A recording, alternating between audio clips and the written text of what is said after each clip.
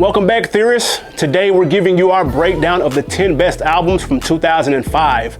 Yes, this was one of rap's most prolific and polished years, so something will be left off. With that being said, this is a pretty solid cross-selection of everything that was hitting speakers. If you're doing your research though, be warned, it was an unspoken requirement. Okay, that's fine. Ooh, good one, okay. That being said, this is a pretty solid cross-section of everything that was hitting speakers. If you're doing your research though, be warned, it was an unspoken requirement that every album had 20 tracks or more. So let's get into it. Number 10, Danger Doom, The Mouse and the Mask. The Soul album spawned from the Danger Doom duo, The Mouse and the Mask, serves as a benchmark for the year's dense and exceptional output. MF Doom, just remember all caps when you spell the man's name, was riding a wave of momentum that culminated in 04's Mad Villainy with Mad Lib. In a fashion similar to Freddie Gibbs or Black Thought, Doom was one of the first rap proprietors of the rap/producer renaissance that's been resurging since the 90s. Unlike those aforementioned artists, however, the gap in these projects is a bit more discernible. Granted, the album's conception and rollout were custom fitted to the unorthodox scene of the 2000s. Through Mouse's extensive sampling of Adult Swim music and material, newer listeners miss out on an essential dimension of the album's impact, one of the bigger you had to be there moments we've covered recently. With that being said, we still felt like one of those what you ordered versus what you got memes. Metal Face Doom, real name Daniel Dumoulin, didn't lose a step in his pen game. Really, his delivery and subject matter were only getting sharper. While Doom's lyricism flourished, his vibrant and eclectic soundscapes were replaced with more estranged and atmospheric elements conducive to Danger Mouse's production style. There isn't a song on the track list we would label bad, but a few standout tracks include Old School, Bada Bing, Crosshairs, and The Mask, featuring a dynamic Ghostface verse. Despite their cultural impact and necessity when taking the concept into account, we can't help but feel that the Aqua Team hunger force inclusion ultimately lowered the project's ceiling. Still, the album would enjoy critical acclaim, being hailed as one of the year's best releases. Believe it or not, the album would irrevocably link Doom and comedic legend Dave Chappelle in a very Doom-like fashion. After Chappelle included Mincemeat on his Block Party Picks iTunes playlist, Doom would name drop Chappelle in People, Places, and Things, adding another layer to Chappelle's story love of hip-hop. On a side note, we know Chappelle and Yasin Bey, formerly Mos Def, go way back. What do you think a Doom and Def team-up would have sounded like? Following Dumoulin's untimely death, Bey would pay tribute by covering all caps. Funny enough, while donning his own mask, we couldn't help but see his influence in Mac Hami. Number 9, Bun B, Trill. Mr. Candy Paint himself, one half of the legendary duo pioneering out of Texas. Bun B would run the point for the first time in his 13-year career following Chad Butler's incarceration. The Lone Star legend would prove capable of setting the tone early, being sworn in as Dirty South's commander-in-chief on the inauguration, with his first acts in office being to give the people bun, get throwed, and draped up out the gate. In hindsight, the execution of the theme was a little off-center, but with then-Senator Barack Obama being sworn into the state Senate, you think Jay Prince saw the writing on the wall? Probably not, right? While Bun stuck to the script on What I Represent, his and Manny's sounds didn't mesh the way we'd hoped at that time. That Cash Money sound of the 99 and 2000s was perfect for catchy lyrics, energetic flows, and infectious beats that didn't really translate as well for Bun's surgically precise delivery, fundamental lyricism, and OG storytelling chops. Speaking of, he followed it up with The Story, where Bun takes listeners through UGK's earliest taste of success to their struggles with the law at the time. We got caught in a little backwards sample recognition ourselves. While running this one back, we noticed Drizzy grabbed Get Throwed on his CLB collab with Future in Too Deep. So wait, B got a fire beat, features from Jeezy, Hove, and Pimp C, and Drake is the only artist to really flip that track? No wonder he's always ahead of the trends. You ever hear a song exceeded the need for verses? Like that moment where you look at the speaker like, y'all still rapping? Imagine our surprise to hear 9 verses on the Draped Up album remix. Album music doesn't even distinguish between the two cuts. It's something in the water down in Texas because Bun and Face are clearly cut from the same cloth. We got to experience it when the two titans traded bars on Pushin'. Shout out to Mr. Lee behind the boards. That Impressions flip on Pushin' is unmistakably 05 at its peak. Throw in a Jeezy feature too? You got me.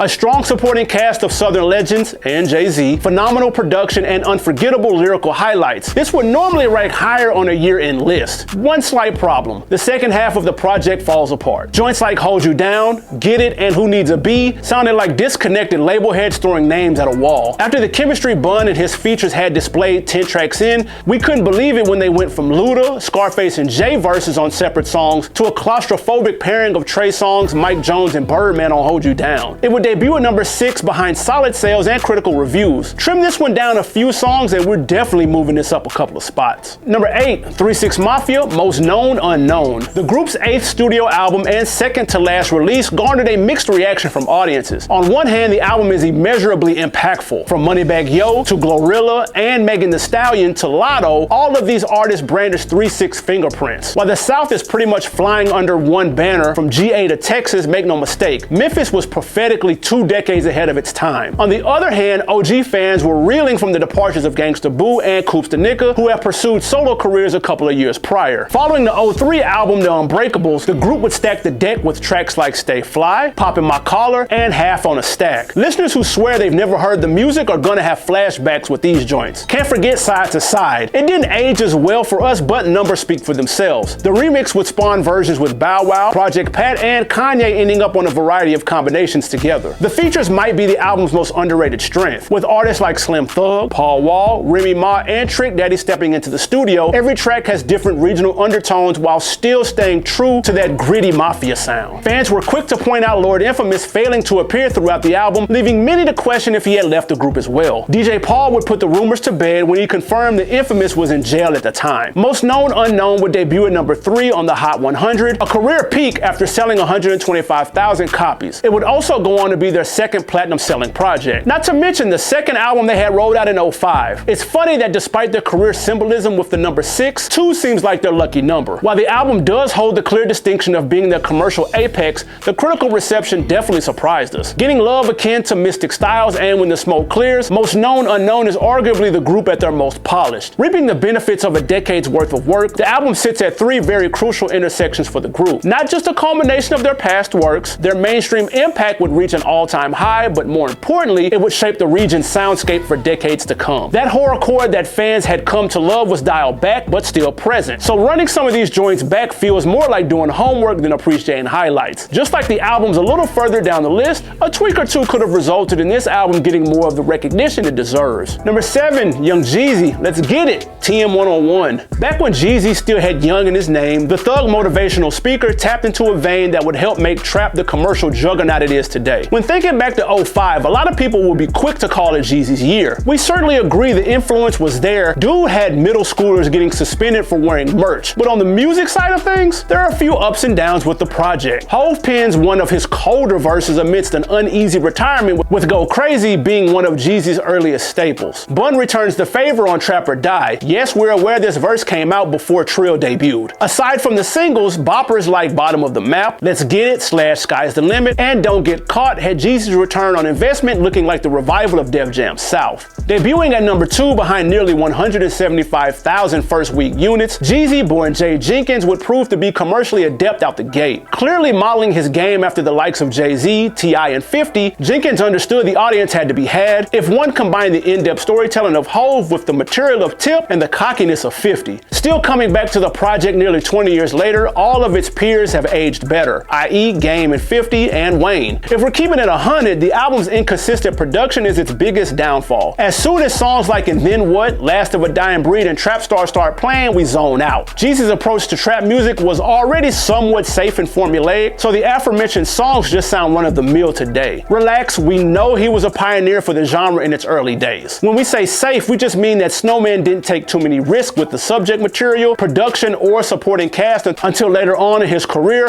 around the time he would rebrand as just Jeezy. With that being said, the impact and influence of Let's Get It was anything but conventional. You can hear 2 Chainz sampling Get Your Mind Right on Trap Check. Soul Survivor would solidify Akon's feature stimulus package, eventually selling over 3 million copies. Even My Hood would be Derek Jeter's walkout music for his at-bats during the 06 MLB season. Jeezy was at an important convergence of hip-hop. While being a southern artist with some East Coast leanings, his sound was more than just a fusion of the 2 regions. It was a perfectly balanced hybrid. Snowman might not have been the strongest artist, lyricist, or even southern rapper to shake up the mid-2000s, but he was certainly one of the most business savvy. We can hear Ross' influence on songs like Standing Ovation, making the luxurious Kingpin lane more relatable. Jeezy's prolific flooding of the market would catch the eyes and ears of artists like Tunchi and Gucci Mane, while his career path would seem to follow Nas more closely than it did Jay. Let us know down in the comments, how would you rank his Thug Motivation series? Also, feel free to let us know if you think Jeezy underperformed, met expectations, or over over-delivered on his musical potential, giving the backing he had from the earliest days of his career. Number 6, 50 Cent, The Massacre. One of a handful of hip-hop albums to secure a platinum plaque upon arrival. Not only would it sell 1.15 million in its first 4 days, it would stay on top of the charts for 6 weeks. 5 tracks in, and Curtis had already reminded audiences who was responsible for the soundscape of artists like Game, Lloyd Banks, and Young Buck. Resuming the bully and troll approach he had perfected on a more massive scale,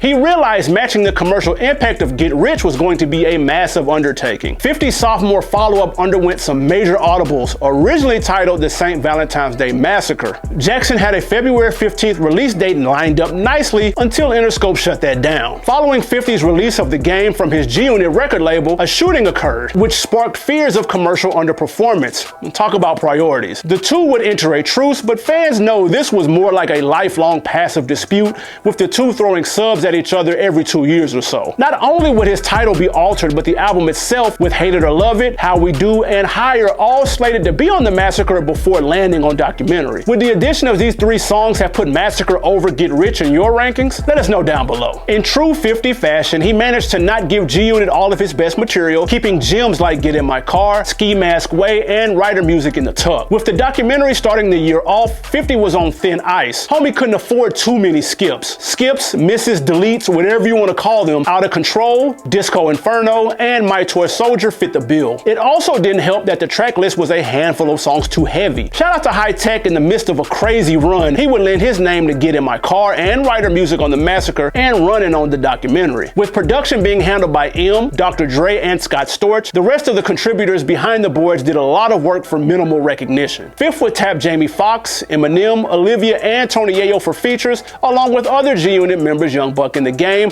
for the Hate It or Love It remix. The Massacre would receive positive reviews to go along with its astonishing commercial success, but when we're talking legacies, 50's sophomore LP fell victim to Illmatic disease, the unrealistic comparison that comes when an artist clearly peaks from the start. We don't think this follow-up is on par with Get Rich, but the near complete erasing of this album from Jackson's story is damn near criminal. How many people sold 1 million copies in their first week yet failed to see the same project listed under their essential albums on Apple Music? Oliver Schuster, you got some work to do, bruh. Before we get to our top 5, we have to give a shout out to H-Town for their 05 explosion. Records like Chameleonaire, Sound of Revenge, Slim Thug, Already Platinum, Paul Wall's The People Champ, and Mike Jones, Who Is Mike Jones, were all at least solid to just straight up banging. Also, salute to a few honorable mentions that just missed the cut, like Beanie Siegel's The Becoming, Jim Jones' Harlem, Diary of a Summer, and Lil' Kim's The Naked Truth. Alright, now where were we? Number 5, Little Brother, The Minstrel Show. We know Fonte told us not to analyze it on Still Lives Through, but we couldn't help ourselves. Following the critical success of their debut album, The Listening, Little Brother's second studio release was met with so much hype, critics and fans alike both thought this would be a breakthrough effort. Fonte, Pooh, and Ninth Wonder would certainly command more critical acclaim, but the controversy that surrounded the project wouldn't translate into commercial success. The album, whose title was derived from blackface shows dating back to the early 1800s, was calling out commercialism, so it's no surprise it didn't benefit from it. Despite never reaching a mainstream audience, the group would still set the standard for NC, doing more than anybody not named Jermaine. The group's satirical take on black culture was scathing but understandable. Think Aaron McGruder making a hip-hop album instead of the Boondocks. The Minstrel Show was clever, witty, and a little disheartening if we're being honest. Do your homework with tracks like The Becoming, Slow It Down, Sincerely Yours, and Loving It. Pooh, Fonte, and Ninth playfully deliver coded commentary on the social ills of the time, but there's a little bit of truth in every joke. From the fictional television network UBN, You Black Niggas Network, to the album's eerily similar lineup, Little Brother voices concerns about the media's role in perpetuating harmful material. We get some Soulquarian influences with James Poyser on the keys for All For You. We even hear some scratches from DJ Jazzy Jeff on Watch Me. We mentioned the word controversy earlier, but we're not talking about a random shade room breaking news post. The Source editor-in-chief, Joshua Fahim Radcliffe, would announce his retirement over the magazine's rating of The Minstrel Show. Fahim stated his original score was 4.5 mics, borderline hollowed ground for an album. He stated that Benzino and Dave Mays, the Source chief's brand executive and CEO respectively, changed the rating to a 4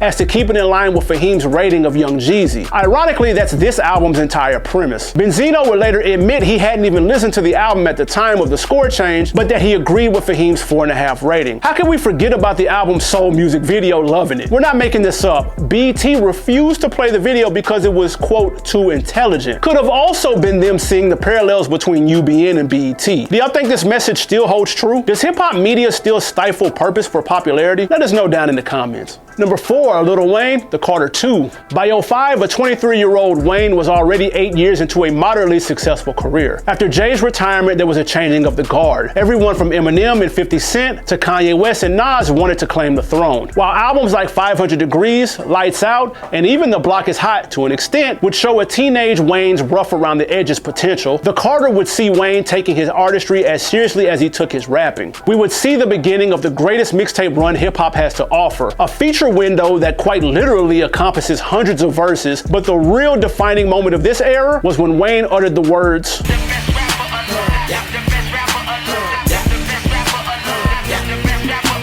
debuting at number 2 after selling nearly 250,000 in its first week, it was clear these weren't just empty aspirations. Currently boasting sales north of 2 million copies sold, the album also received unanimous acclaim, with many still ranking it at the very top of its catalog. Wondering where we would rank the album? Jump over to our Wayne albums rank video right here. After this, of course. Supported by 3 singles, Fireman, Hustler Music, and Shooter, the track list has no shortage of classics. Not bangers, classics like Money on My Mind, Receipt, Mo Fire, and Hit 'Em Up. T-Mix, The Heat Makers, and Develop did filthy work behind them beats, easily Tune's most cohesive sound to date. Weezy sprinkled in a handful of features throughout the album's 22-song run, but make no mistake, the best rapper alive didn't want to share the spotlight with his competition. Mamba mentality at its finest. Wayne's lyricism, delivery, and impact were all on the rise. We think an album with better sequencing probably would have earned him a higher spot on this list. Everything after Shooter just felt like stat padding. We know the nature of their relationship, so we know why he did it, but Birdman turned I'm a D-boy from a fringe final cut to a certified skip. Get Over would have definitely made our rotation had Nicki's vocals been swapped for someone like Kelly Rowland or Keisha Cole. Carter 2 wouldn't get any love from the Grammys. We just ran those nominations back. Encore over Carter 2 for Best Rap Album? That's insane. Black Eyed Peas over Hustler Music for Best Rap Song? If anybody asks you why hip-hop doesn't respect the Grammys, just point them to the 06 awards. Cause Wayne not getting any recognition from the Academy for one of his best performances on Wax is almost too hard to believe. Now back to the list.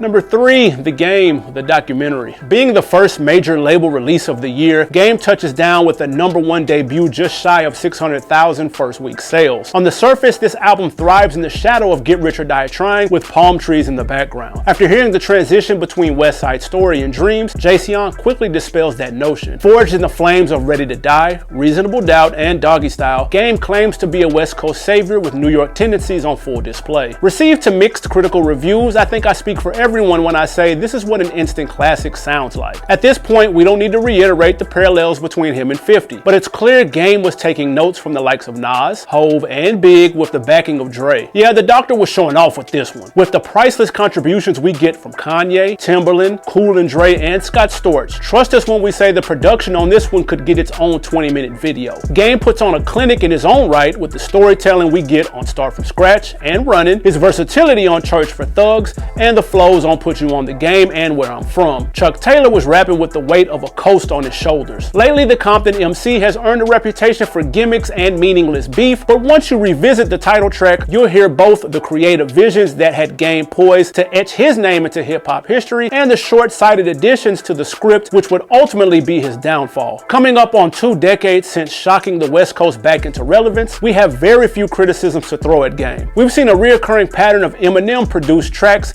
being the worst to age of the 2000s albums. We Ain't is no exception. Hate It or Love It would secure Taylor's only 2 Grammy nominations. Keep in mind, Missy and M both beat out Documentary for Best Rap Album nods. Documentary would go on to be hailed as a West Coast staple, moving 2 million in the process. The line between Game's debut and 50's follow-up is slimmer than the placements would suggest. We're going to give this the edge over The Massacre due to its undeniable impact, quality, and ambition. We know that artists exchange material all the time, at times even giving each other smash hits like Jeezy on Can't Tell Me Nothing. But knowing that some of the documentary's most memorable material originally landed in the hands of 50 Cent, it makes it hard to accurately assess both projects. Game would go on to prove doubters wrong, rolling out Doctor's Advocate without assistance from Dre or 50. While the rapper's follow-up did assure audiences he wasn't just handed a classic, it's clearly a tier below its predecessor. Let us know down in the comments. Would you rather get a solid album from an artist on their own merit or an assisted classic. Number 1, B. Common, B. Okay, we'll concede. This one's a bit of a loophole. Normally, we let the music speak for itself and rank the projects accordingly. Yes, Late Registration is a better album start to finish, but this is where impact factors into our rankings. We can only compare the two since they were released in such similar fashions, but we think it's safe to say B did more for Common than Late Registration did for Kanye. At this point in his career, Common has showcased impeccable chemistry with a pool of producers that included No ID, J Dilla, and Twilight Tone, but none of them quite understood his vision like a young Kanye. Dilla got close as hell though. Songs like Go, Love Is, and Faithful epitomize the soul of Like Water for Chocolate, while nearly halving the album's runtime, bringing the music to a much broader audience. Debuting at number 2 behind 185,000 first week sales, B would secure Common's second gold certification, the first being Water for Chocolate. Needless to say, Kanye couldn't have been happier with the results. After launching crooner John Legend's debut the year prior, in addition to his own successes as a rapper and producer, West proved he had the winning formula for any rapper from eras past to succeed. Any rapper might be a stretch, but Ye's involvement did wonders for the likes of Hove, Common, and Talib Kweli. This wasn't just polished production from Kanye though. Com's demeanor, storytelling, and vulnerability make the project feel personal, almost autobiographical at times. We will admit there are a few points to be made about Nas's influence on Lynn's magnum opus, including but not limited to the album's cover, structure of the project, and the track It's Your World sounds a lot like The World Is Yours. Even Lynn's father, Lonnie Lynn Jr.'s appearance on the album harkens back to Olu Dara's playing cornet on Life's a Bitch. We know Common would make Pop's rap a recurring installment on his albums, and we're not saying Nas's influence is an end-all be-all, just that the Chi-Town's Nas comparisons had some weight behind them. Influenced or not, B thrives from the succinct nature of the project. Kanye produces 9 of the album's 11 tracks, with Dilla filling in the gaps, or raising the ceiling, depending on how you want to look at it, with Love Is and It's Your World. Aside from a lone Kanye verse on They Say, and brief appearances from John Legend and The Last Poets, Com's second resurrection is feature-free. We also want to credit Kanye with squashing that double album craze that crept up at the turn of the century. Jay, Nas, and Outkast all tried their hands at double albums, with only one of the 3 still deserving a mention 20 years later. If an album wasn't marketed as a double disc, then it forced 20 tracks onto artists who couldn't juggle more than 12 before being jolted out of their comfort zones. B's 11 tracks therefore feel like a breath of fresh air in an otherwise claustrophobic soundscape of oversaturation. Number 1, Kanye West, Late Registration. Kanye's second LP saw him employ the production style used on B with more grandiose undertones. After his surprise breakthrough with College Dropout, all eyes were on Mr. West to see if hip-hop had birthed its next superstar. And it did in spectacular fashion. Accompanied by John Breon, Devo Springsteen, and Just Blaze, Kanye laces the album's 21 tracks with triumphant horns, muddled drums, and hazy samples that would effectively shift the way we listen to rap. With an all-star cast of collaborators, Kanye taps Adam Levine, Game, Nas, Hove, Jamie Foxx, and Lupe for some of their more poignant highlights of the 2000s. The album would sell 860,000 copies on its way to West's first debut atop the charts, a streak that's now 9 entries strong. Beyond the commercial success, critics and audiences praised LR for elevating everything West did on College Dropout. With the success of his sophomore album, audiences were ready to drop the rapper/producer label, clearly establishing his ability to thrive in whatever lane he chose. His flows were crisp, along with innovative production and vibrant storytelling. We would say the sky was the limit if he wasn't already touching it. Supported by singles like Diamonds from Sierra Leone, Drive Slow, and Gold Digger, Kanye would secure his first Hot 100 chart topper with the latter, while putting out what we consider some of his best material with the former. That Paul Wall verse on Drive Slow still gives us goosebumps. His rapport with Game on Crack Music is extremely underrated, but if you could see our faces when that whole verse from Diamond starts playing. Obviously, we've touched on Ye's involvement behind B, but have you heard Com's spoken word piece On My Way Home? That's the kind of rapping that makes us say 05 Common was the rapper at his peak. That song uses a sample of Gil Scott-Heron's Home Is Where the Hatred Is. Fans who've done deep dives into Kanye samples would know Mr. West had a rather profound love for Gil. Ye and Common would grab another sample for the people, this time flipping We Almost Lost Detroit. Ye would even close out Dark Twisted Fantasy with Heron's poem Comment Number 1. We got to meet Gil shortly before his passing back in 2011. Very humble and down-to-earth legend. Keep in mind, many have called him one of rap's earliest influences. Drake and Rihanna even sampled Gil on Take Care. We're glad to see him get the mainstream love and respect his work rightfully garnered. We wouldn't be doing our jobs if we didn't speak on the influence this album has had over the last 18 years. The first thing we heard when Celebration started rolling was the soundscape Tyler would employ on Flower Boy. His dismantling of the gangster rap era would set the stage for his showdown with 50 in 07, and who could forget about George Bush doesn't care about black people. On a side note, have you seen that whole clip? We've only ever seen the infamous quote, but Ye was clearly feeling the emotion of the situation, and we don't blame him. You know what time it is, folks? Don't be shy and go see what that like button hitting on. Subscribe to the channel so you don't miss a second of this content, and let us know what year we should be breaking down next. It's your man CJ Williams signing out for CT.